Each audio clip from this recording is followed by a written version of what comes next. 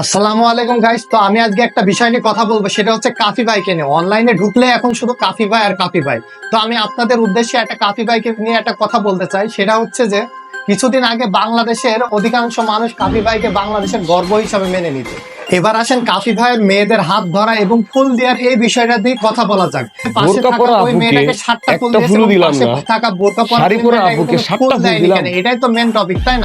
এখন আপনারা জানেন কি জানেন না, আপনাদের উদ্দেশ্যে আমি জানাই রাখি যে ওই মেয়েটা যে বোরকা পরেছিল, হ্যাঁ, তার পাশে কিন্তু তার স্বামী দাঁড়িয়ে ছিল। এটা কিন্তু আপনারা নোটিস করেন। এখন আপনারাই বলেন যে আপনাদের স্বামী, যে যারা আমাদের বোনরা আছে তাদের স্বামী যদি পাশে থাকে, এখন যদি কেউ একটা পরপুরুষ এসে আপনাকে গোলাপ ফুল দেয়, হ্যাঁ, তাহলে কি আপনি নেবেন সেটা? বা এটা কি ভালো দেখায়? আপনি বলেন। তাহলে আপনারা একটু ভেবে দেখুন মানবিক ভাবে যে আসলে এই বিষয়টা কি কাফি ভাই ভুল করেছে কি ঠিক।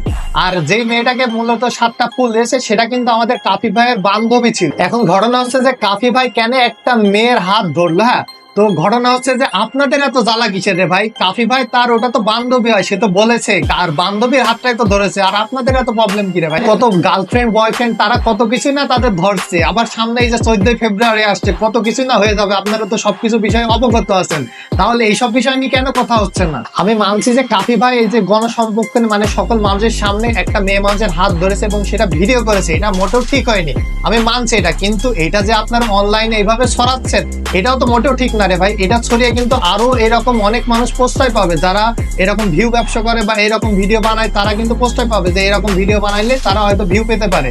সো আপনার এগুলো করে একটা সমাজের মধ্যে একটা উশৃঙ্খলা সৃষ্টি করছেন ভাই, এগুলো করার কোনো প্রয়োজন নেই ভাই। তো এখন আপনাদের উদ্দেশ্যে আমার একটা কথাই বলা থাকবে যে কাফি ভাই তো এসে সবার সামনে মাপ চেয়ে নিয়েছে। সো আপনারা এই বিষয় নিয়ে আর বেশি নড়াচড়া করার কোনো প্রয়োজন নেই।